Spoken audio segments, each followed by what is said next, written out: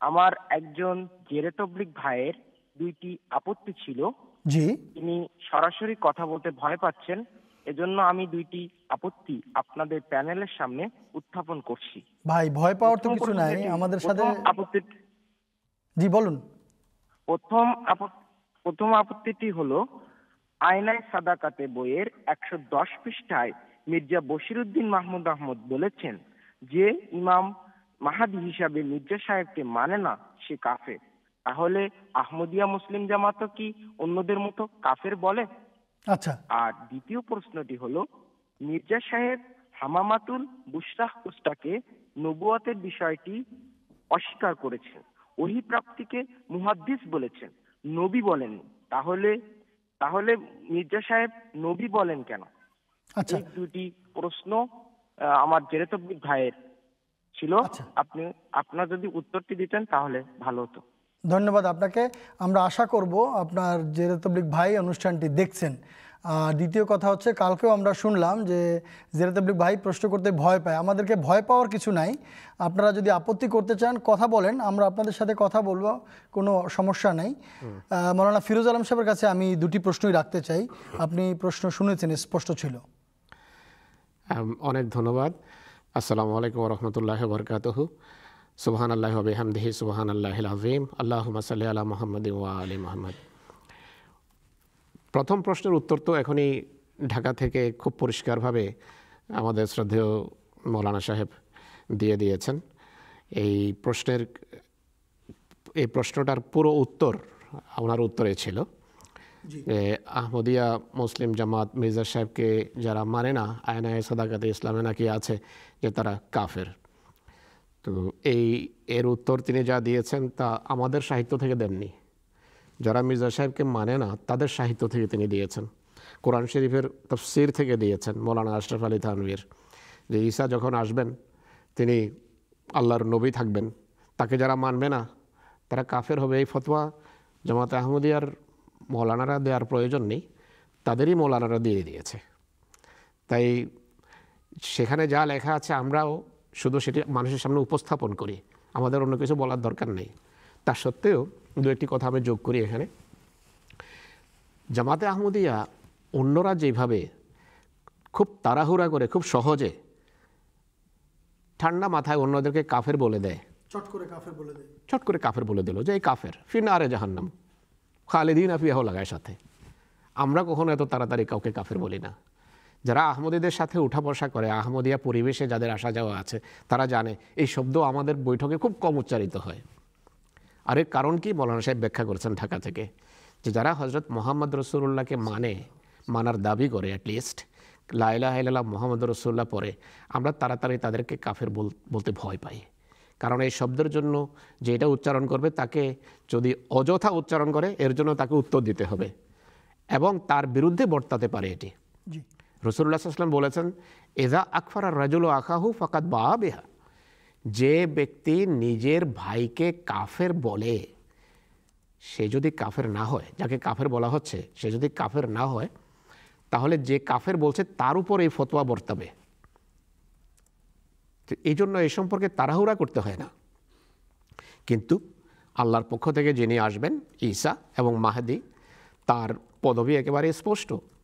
এখানে আমি একটু প্রশ্নের আকারেও বলতে চাই, এটা জাস্ট অনেক সময় মানুষের ব্রেইন কাজ করে না, তাকে জাগানোর জন্য বলতে হয়। খলিফা রাবে সবসময় হযরত ইমাম মাহদী ইসলামের চতুর্থ খলিফা, তিনি এইভাবে প্রশ্ন করতেন যে আচ্ছা ঠিক আছে, আপনাদের হিসাব অনুসারে আমরা যাকে ঈসা এবং মাহদী হিসাবে মানলাম তিনি সত্য না, আপনাদের কথা তর্কের খাতিরে আপাতত আমরা মেনে নিলাম, ঠিক আছে। কিন্তু আপনাদের ঈসা যারা আপনারা অপেক্ষা করছেন, মাহদী যারা অপেক্ষা করছেন, যাকে রাসূলুল্লাহ আল্লাহর নবী বলেছেন মুসলিম শরীফের হাদিসে 4 বার, তিনি যখন আসবেন তাকে যারা মানবে না, তাকে যারা অস্বীকার করবে, গালি দেবে, কাফের আখ্যা দেবে, তারা কি হবে? তাদের জন্য কি শব্দ আপনারা ব্যবহার করবেন? তারা মুমিন হবে? তারা মুসলমান হবে? আল্লাহর প্রেরিত ব্যক্তিকে অস্বীকার করছে পরিষ্কারভাবে।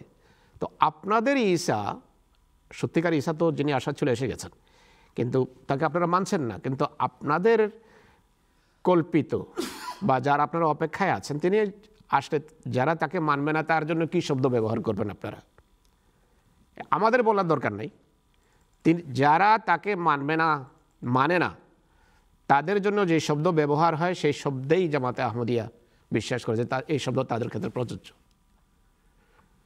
আর কোরআন শরীফের আয়াত, মৌলানা সাহেব একটি আয়াত পড়েছেন বা একটি হাদিস শুনিয়েছেন, আরও একটি আয়াত আছে। আল্লাহ তাআলা বলছেন যে আল্লাহর পক্ষ থেকে যিনি আসেন, ওয়ামান আজলামু মিম্মান ইফতারা আলাল্লাহি কাযিবান আও কাযাবা বিআয়াতিহি ইন্নাহু লা ইউফলিহু যালিমুন, যে আল্লাহর পক্ষ থেকে মানে সেই ব্যক্তির চেয়ে বড় জালেম, বড় অত্যাচারী আর কে যে আল্লাহর বিরুদ্ধে বানিয়ে মিথ্যা বলে। অর্থাৎ যে ব্যক্তি মিথ্যা দাবি করে সে সবচেয়ে বড় জালেম, সে সবচেয়ে বড় কাফের। সবচেয়ে বড় আজলাম মানে হলো সবচেয়ে বড় জালেম, যে সবচেয়ে বড় জালেম সবচেয়ে বড় কাফের। তো তোমাদের হিসাব অনুসারে তোমরা আমাকে কাফের মনে করো, সবচেয়ে বড় কাফের মনে করো, তো কিন্তু আমি জানি আমাকে আল্লাহ তাআলা দাঁড় করিয়েছেন। আমি আল্লাহর পক্ষ থেকে সত্য মাদি হিসাবে এসেছি, রাসূলুল্লাহর ভবিষ্যৎবাণী অনুসারে এসেছি, যুগের সব লক্ষণ পূর্ণ হয়েছে, তখন সেই হিসাবে আমি সত্য মাদি হিসাবে এসেছি। তোমরা আমাকে সবচেয়ে বড় জালেম মনে করো, অর্থাৎ সবচেয়ে বড় কাফের মনে করো। তো রাসূলুল্লাহ বলেছেন যে সত্য মহাপুরুষকে যে কাফের বলে সেই ফতোয়া তার উপর বর্তাবে। এই দিক থেকেও আবার ওয়াক্কাযযাবা বিআয়াতিহি, যে ব্যক্তি আল্লাহর পক্ষ থেকে প্রেরিত ব্যক্তিকে মিথ্যাবাদী বলে প্রত্যাখ্যান করে, মিথ্যাবাদী আখ্যা দেয়, তার উপর সরাসরি এই সবচেয়ে বড় জালেম এর দ্বিতীয় কেরাত হলো সবচেয়ে বড় কাফের, এটি তার উপর বর্তায়। কোরআন শরীফের সূরা আনামের 22 নম্বর আয়াত আমি পড়ছি আপনাদের সামনে, যে আল্লাহর পক্ষ থেকে প্রেরিত মহাপুরুষকে যারা প্রত্যাখ্যান করে তারা সবচেয়ে বড় জালেম হয়। এই আয়াত বলছে, জামাতে আহমদিয়ার বলার দরকার নাই তো। তাই এই বিষয়গুলো একেবারেই পরিষ্কার, আমাদের কাছ থেকে ফতোয়া নেওয়ার দরকার নাই। কোরআন থেকে ফতোয়া নেন, আপনাদের তাফসীর থেকে ফতোয়া দেওয়া হয়েছে, রাসূলুল্লাহর হাদিস শোনানো হয়েছে। জামাতে আহমদিয়ার কথা নিয়ে খামোখা বাজার গরম করার দরকার নেই তো। না, দ্বিতীয় প্রশ্নটি একটি ছিল ওনার, যে হামামাতুল বুশরায় উনি বলছেন যে মুহাদ্দিস হবেন, আবার বলছেন নবী হবেন। তো এই একই, উনি যদি নবী হন তাহলে উনি দু ধরনের কথা কিভাবে বললেন? মুহাদ্দিস শব্দ যা তিনি ব্যবহার করেছেন সেটিও তিনি তার পুস্তকে ব্যাখ্যা করেছেন অন্য জায়গায়, যে মুহাদ্দিসিও তো এক ধরনের নবুয়ত, সেটি উম্মতি, এর জন্য দ্বিতীয় শব্দ হলো উম্মতি নবুয়ত। হযরত মির্জা সাহেব লিখেছেন যে আমি মুহাদ্দিস হওয়ার দাবি করেছি, আর কোনো জায়গায় কিন্তু আমি স্বাধীন নবী হওয়ার দাবি করিনি, আমি উম্মতি নবী হওয়ার কথা তো কোথায় অস্বীকার করিনি। তো যেখানে মুহাদ্দিসিয়তের কথা বলেছেন সেখানে আসলে উম্মতি নবুয়তের কথা তিনি বলেছেন, যে আমি মুহাম্মদ সাল্লাল্লাহু আলাইহি হামামাতুল বুশরার কথা তো আমি দুই দিন এখানে এক্সপ্লেন করেছি, যে যেই পৃষ্ঠা থেকে এই কথাগুলো বলা হচ্ছে বা যেই পৃষ্ঠাগুলো থেকে এটি বলা হচ্ছে সেই সমস্ত পৃষ্ঠায় হযরত মুসলিম ইসলাম এটি স্পষ্ট করেছেন যে রাসূলুল্লাহর আগমনের পর এখন আর কোনো নতুন শরীয়তের ওহী হতে পারে না, নতুন শরীয়ত আসতে পারে না, নতুন ওহী নাজেল হতে পারে না, নতুন শিক্ষা আসতে পারে না। আর এক গলতি কা এজালায় কি হযরত মসিহ মাউদ এক গলতি কা এজাল পুস্তিকাই তো, সেখানে হযরত মসিহ ইসলাম এটি স্পষ্ট করেছেন যে আমি কোনো জায়গায় শুধু নবী হওয়ার দাবি করিনি, কিন্তু উম্মতি নবী হওয়ার কথা আমি কখনো অস্বীকার করিনি। তিনি এই পুস্তকের একেবারে শুরুতেই যারা এই কথা অস্বীকার করত তাদেরকে তিনি বোকা দিয়েছেন, যে আমি কোথায় এই কথা অস্বীকার করিনি যে মোহাম্মদ রাসূলুল্লাহর আনুগত্যে, তার দাসত্বে, তার রঙে তার শিক্ষায় শিক্ষিত হয়ে, তার রঙে রঙিন হয়ে আল্লাহ তাআলা আমাকে তার উম্মতি নবী বানিয়েছেন, জিল্লি নবী বানিয়েছেন, এখানে আমি একটা ছায়া নবী বানিয়েছেন। বলতে চাই মানুষ, এই যে মুহাদ্দিস যে শব্দটি আপনি বললেন, এটা একটা পরিভাষা, এটা একটা পরিভাষা, এটা উম্মতি নবীর জন্য ব্যবহার করা হয়।